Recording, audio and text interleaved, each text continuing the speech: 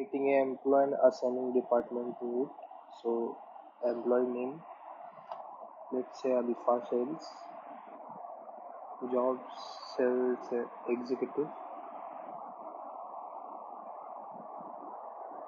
fields detail here.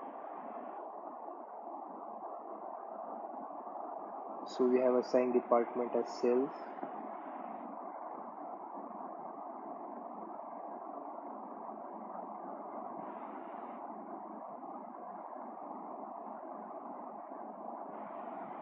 Email ID,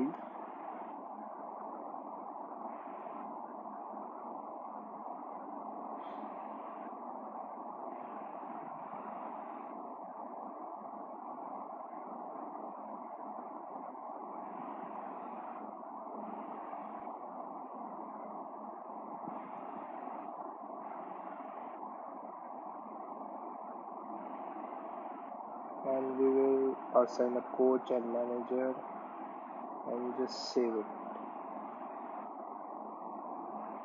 This is how you can create an employee and assign a department to it.